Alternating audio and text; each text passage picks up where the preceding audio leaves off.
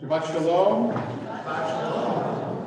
So, the beginning of this parasha, Jacob leaves Beersheba and he heads towards Haran, where his family is originally from. And Haran is, I believe, I should have looked it up, but I didn't. I think it's in what is now present-day Turkey. Might be Syria, but it's in that direction, right? So he's heading north and he lies down to sleep and he has a dream. There's a ladder that's planted firmly in the earth and it's topped all the way up in the sky, and angels are ascending and descending on it, ascending and descending. Okay, and the question is,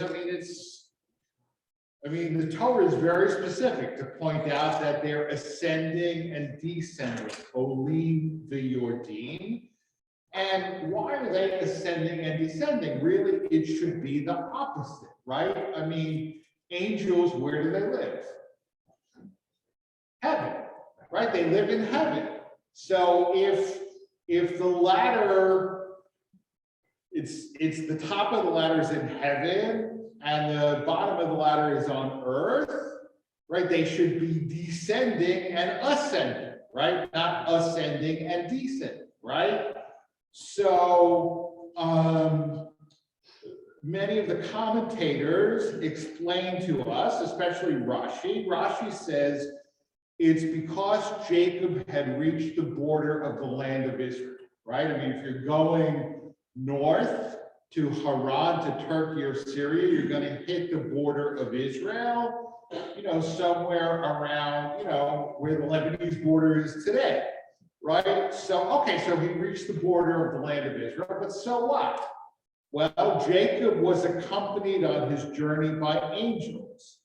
And as everybody knows, right, there are land of Israel angels and there are diaspora angels, right? You all knew that, right? Right? So if Jacob reaches the border, he's been accompanied all along by these Eretz Yisrael angels, right? Who speak like this, and they accompany him, and he reached the border, and then they have to switch, right?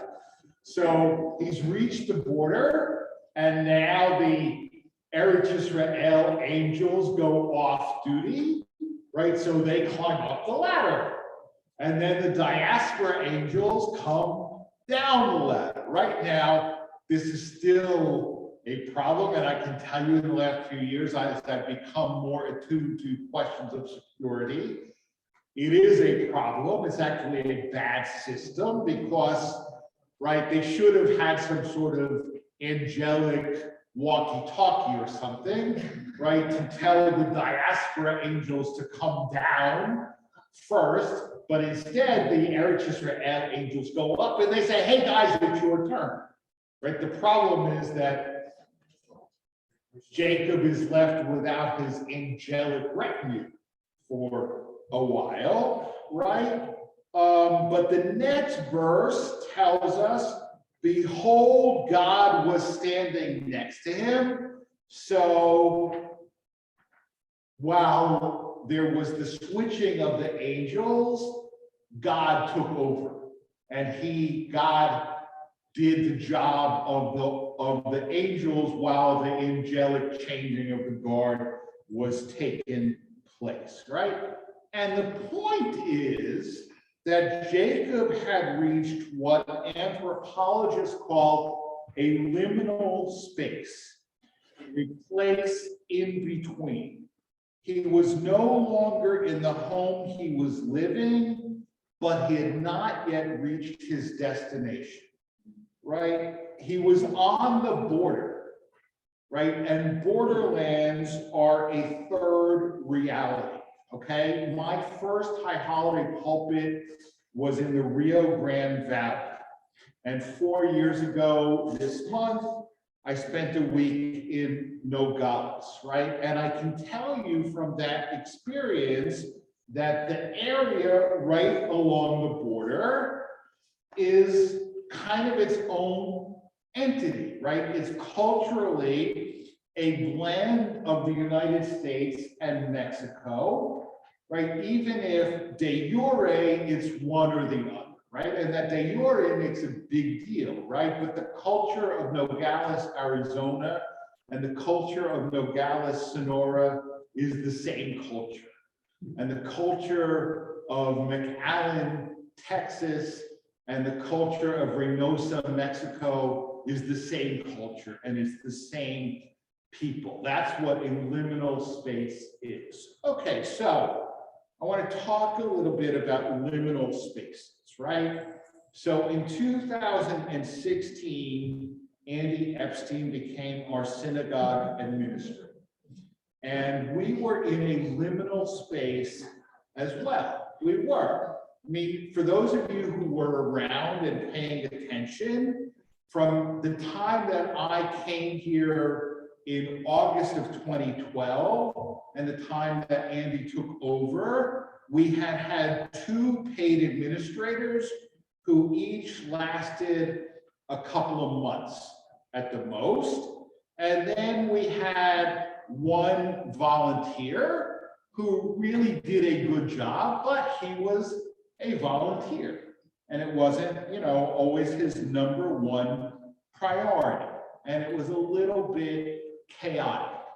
And Andie brought stability, and she brought all of her other good qualities to the table.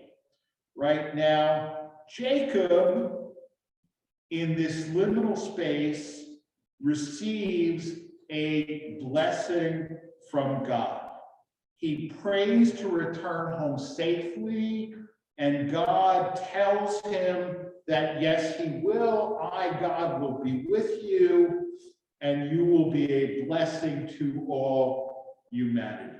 And so our prayer for you, Andie, is that God will be with you and bless you, and you will be a blessing.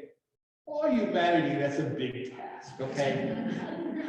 But a blessing to your family and your friends and to our community, and let's all say amen. Amen.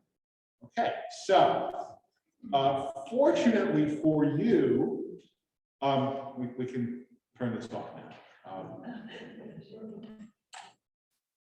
That Drasha has done double duty, okay? So instead of giving a speech in the social hall while you're trying to eat bagels, that was my